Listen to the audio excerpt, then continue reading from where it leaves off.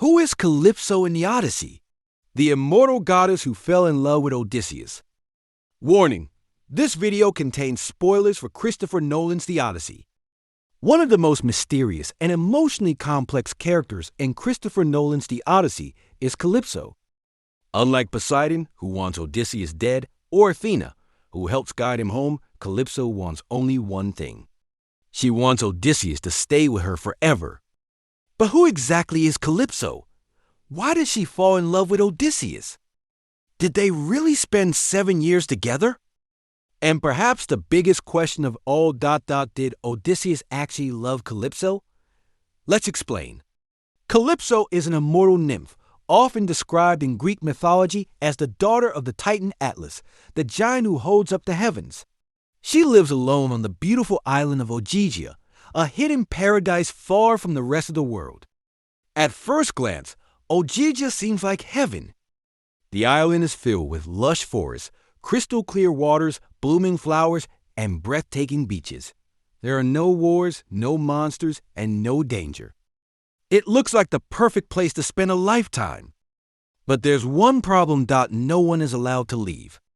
Calypso has lived in complete isolation for centuries, and when Odysseus washes ashore after another devastating shipwreck, she sees something she hasn't experienced in a very long time: hope, companionship, love. She rescues the exhausted Greek hero, nurses him back to health, and slowly falls deeply in love with him. Unlike Circe, whose relationship with Odysseus begins with magic and deception, Calypso genuinely cares for him. She offers him safety, comfort, and a life without pain. In fact, she makes him an offer that almost no human could refuse. Stay with me forever, and I will make you immortal. Think about that for a moment. Odysseus has spent years fighting wars. He's watched his friends die. He's survived storms, monsters, and impossible challenges. Now someone offers him eternal youth, endless peace, and freedom from suffering. Most people would accept immediately. But Odysseus doesn't, and that's what makes this part of the story so powerful. Although Calypso gives him everything he could ever want, she cannot give him the one thing he truly desires: home. Every day, Odysseus walks to the shore and stares across the endless sea. He thinks about Penelope. He thinks about Telemachus. He wonders if his wife still believes he's alive. He wonders if his son even remembers him. Despite living in paradise, Odysseus feels like a prisoner. Christopher Nolan beautifully emphasizes this emotional conflict. Ogygia isn't portrayed as a place of torture. It's portrayed as a place of temptation. The island asks a simple question: would you choose eternal comfort or the difficult journey back to the people you love? For Odysseus, the answer never changes. He chooses home, even if reaching it means facing Poseidon's wrath all over again. One of the most heartbreaking moments comes when Calypso realizes that she can never replace Penelope. No matter how much she loves Odysseus, his heart already belongs to someone else. This is why Calypso is such a tragic character. She isn't evil. She isn't trying to conquer kingdoms or destroy heroes. She's simply lonely. For centuries, she's lived in isolation, watching the world move on without her. When Odysseus arrives, she believes fate has finally brought her someone she can spend eternity with. But love cannot be forced. No matter how beautiful the island is, no matter how generous her offer, Odysseus' heart remains in Ithaca. In Homer's original epic, the gods eventually decide that Odysseus has suffered enough. Athena pleads his case before Zeus, arguing that the hero deserves to return home. Zeus agrees and sends Hermes, the messenger of the gods, to Ogygia with an important command: Calypso must let Odysseus go. At first, she's devastated. She even questions why the gods allow male gods to pursue mortal women while punishing goddesses who fall in love with mortal men. It's one of the rare moments in Greek mythology where an immortal openly challenges the double standards of the Olympian gods. Eventually, however, Calypso accepts Zeus' decision, and this is what truly reveals her character. She doesn't seek revenge. She doesn't curse Odysseus. She doesn't trap him by force. Instead, she helps him. She provides wood to build a raft. She gives him food and fresh water. She offers supplies for the dangerous voyage ahead. And with a heavy heart, she watches the man she loves sail away forever. Christopher Nolan presents this farewell as one of the movie's most emotional scenes. There are no dramatic battles, no explosions, no final confrontation.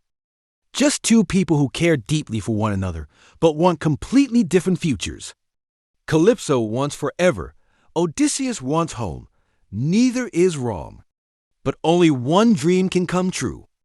There's another layer to Calypso's story that many viewers overlook. She represents temptation.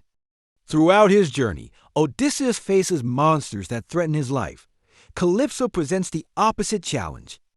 She offers him everything he's ever wanted, except the one thing that truly matters. Sometimes the hardest test isn't surviving danger. Sometimes it's walking away from comfort. By rejecting immortality, Odysseus proves that love, family, and home mean more to him than eternal life itself. It's one of the defining moments of his character. Without Calypso, Odysseus would never have faced that choice. And without making that choice, his journey home wouldn't carry the same emotional weight. So, who is Calypso in the Odyssey? She's an immortal goddess, trapped by her own loneliness. A woman who offered Odysseus eternal life, but couldn't replace the family waiting for him in Ithaca. More than anything, she's a reminder that paradise means very little if you can't share it with the people you truly love. If you were in Odysseus' position, what would you choose? Would you stay with Calypso on the beautiful island of Ogygia, live forever, and leave behind all the pain, wars, and hardships of the mortal world? Or would you reject immortality, risk your life once again, face the wrath of Poseidon, and sail across dangerous seas just for the chance to return home to your family? It's a much more difficult choice than it seems. On one side, you have eternal youth, endless peace, and a life free from suffering. On the other, you have uncertainty, danger, heartbreak, and the possibility that everything you love may already be gone. Yet Odysseus chooses home. That decision reminds us that a meaningful life isn't measured by how long we live, but by the people we love and the memories we create with them. It's one of the most powerful messages in the Odyssey, and perhaps one of the reasons this ancient story still resonates with audiences thousands of years later. I'd also love to hear another opinion from you. Do you think Calypso truly loved Odysseus, or was she simply afraid of being alone after centuries of isolation? And if Odysseus had never married Penelope, do you think he would have accepted Calypso's offer of immortality? Share all your theories and thoughts in the comments below. I read as many of your comments as I can, and I'd love to know how you interpret this unforgettable part of the story. If you enjoyed this video, don't forget to leave a like, subscribe to the channel, and turn on notifications because we'll be covering many more of the Odyssey character breakdowns, hidden details, ending explained videos, Greek mythology stories, and Christopher Nolan analysis. Thank you so much for watching, and I'll see you in the next video.